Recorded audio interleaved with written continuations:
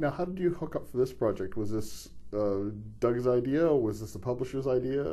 I think credit goes to a mutual friend of ours, Sarah Keenlyside, who's a filmmaker here.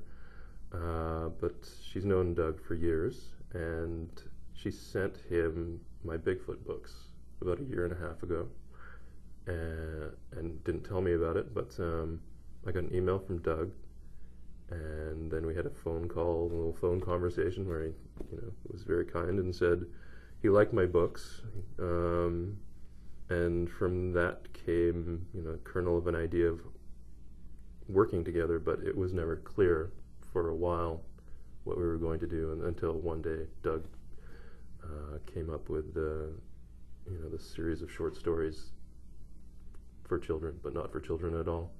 Starts at dark and twisted, and then it gets evil after Yeah. after that. And then there's an intermission in the middle with like dancing candy and that sort of stuff. There's moments of lightness in here, or at least I think there was in the original draft. God, it was all like it was all It's all giggles puppies and sunshine. Look, I mean, there's Changed it intent and editing. there's the head of a elderly woman in a bell jar talking on a telephone. I mean, that's fun. I think there's fun moments in there. Well, there's lots of fun. Isn't that enough, though? Well, it reminded me of the Gashly Crumb Tinies. The Gashly Crumb Tinnies, I think. The Edward Gorey books. Yeah. Yeah. Which I just adore. And I'm guessing with your twisted sense of humor, you must get a kick out of them too. I might have taken a look at them when I was a kid. Yes, they're quite good. And some of what's his name, Charles Adams, of course, and someone else made the suggestion this morning of Gary Larson. A little far-sightish. Not the same punchline, but sort of the bleakness of a everyday situation. And in this case, ones that apply to childhood.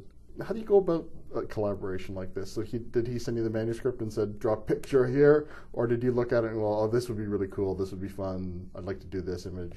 It was more like that. And I think it started out, at first it was just going to be, I would do, 1 or 2 drawings for each story. And the book, I think at the beginning, was going to be quite a bit smaller.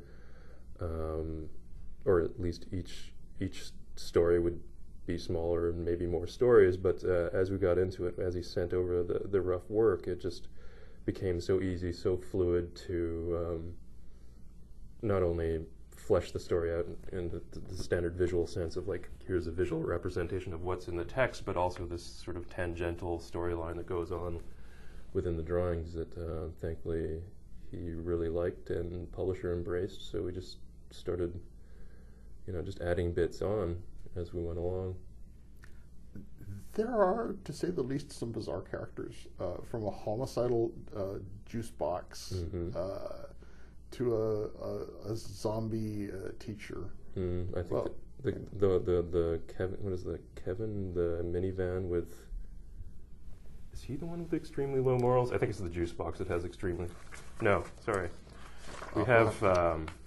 the incredible hostile jukebox, the hobo minivan with extremely low morals. Yeah.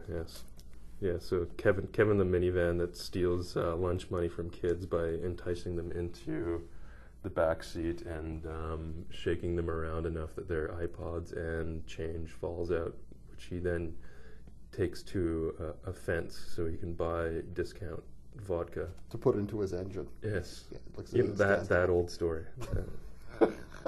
And that one, I think that one actually comes closest to having some sort of redeeming moral to it. The moral of the story was you really shouldn't have hopes because they'll lose disappointment. Let's drink. Yeah, which is another way of saying like just be happy with what you have or something. Something more uplifting. It's you got to look at the counterpoint too. But there's a couple in there. Who is it? The undead teacher, Mr. Fraser.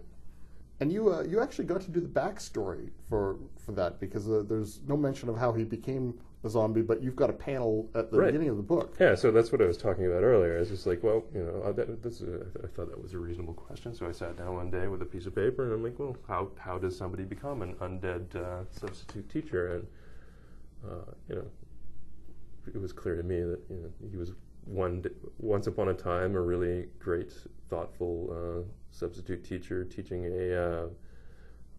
like a grade 9 biology class where they were dissecting a frog. He walks around with his trademark coffee mug, and the bad kid in the class takes one of the formaldehyde-soaked bits of the frog, throws it in his coffee mug. Mr. Fraser takes a sip, and that turns him into undead Mr. Fraser. Did you guys have fun doing this? I'm guessing it was a blast. Oh, God, it was horrible the whole way through. Oh, it is, yeah. Yeah, no, it was wonderful. And just so quick and almost effortless in a way. He'd say one thing, I'd, you know, go draw a picture, come back. It's just a very, very free, open, and rapid exchange of him developing the story and my end, which is fleshing it out visually. The book is Highly Inappropriate Tales for Young People. I've been speaking with the illustrator, Graham Roumieu, and the author is Douglas Coupland, and Highly Inappropriate Tales for Young People is published by Random House of Canada.